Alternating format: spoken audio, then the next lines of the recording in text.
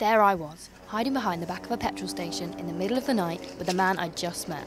We were digging through an industrial bin, sifting through rubbish, foraging for food, and I couldn't help wondering just how I'd ended up there. Yeah, that's out of date. Lettuce. Out of date, nice. Cheese. Out of date, cheers. Jam. Ah, that's actually in date, great. Are you joking me? A whole pack of bacon out of date. When I was throwing away out-of-date food from my fridge, I suddenly realised how much I wasted. And I wanted to find out just how much food we as a nation throw away. I was shocked to discover that the average UK household bins the equivalent of 6 meals every week.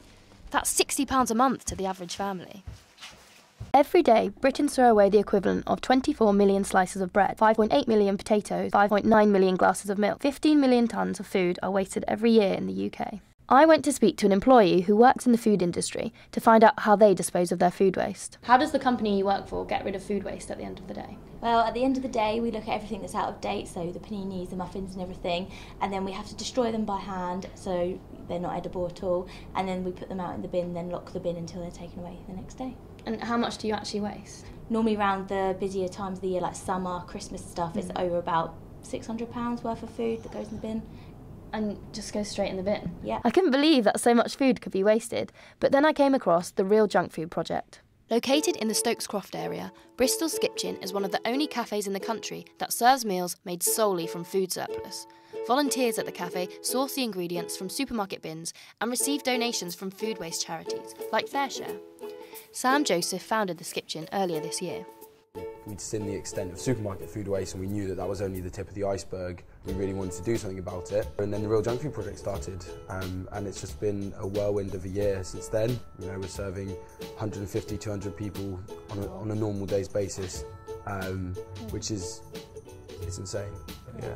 Yeah. I mean, what kind of customers do you get in here? Do you always get the standard type or is there a range of people? It's really, really ranged, man. It's like, it goes from kind of the stereotypical person that anyone would probably think would use this cafe. Like loads of students, loads of people who are just like on their lunch break. So by pay as you feel, you help out by washing up? Or yeah, well, I mean, pay as you feel just means like whatever you feel. So it could be washing up, it could be, as I say, coming down singing a song. We've had people like sit there and paint us pictures for 3 hours and put them on the wall to pay. You know, people really get that, you know, and that's what we wanted to do. So what does food from a bin really taste like?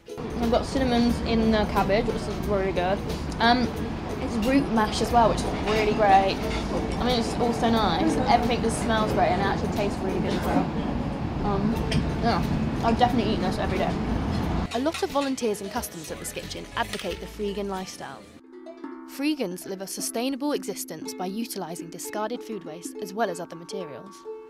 I wanted to know more about what it was like to live as a freegan, so I met up with Craig Rye, who told me about his experience. So what made you start being a freegan? I mean, I've always been interested in environmental stuff. I've always been concerned about environmental issues in particular. And while I was at uni, in my halls, I met all kinds of interesting people.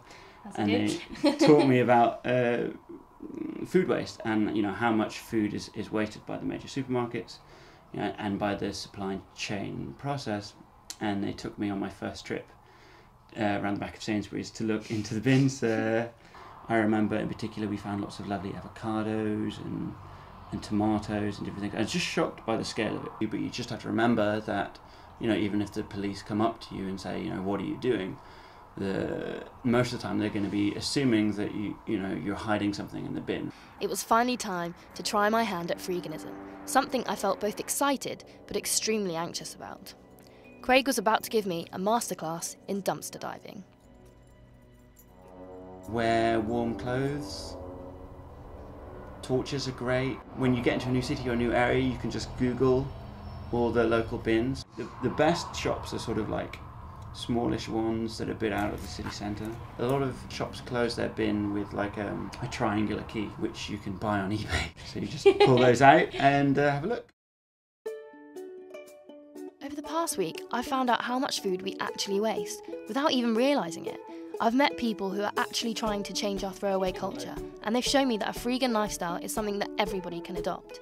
If everyone pulls together, it's possible to get as many as 1 billion people out of hunger. Just think what we can achieve.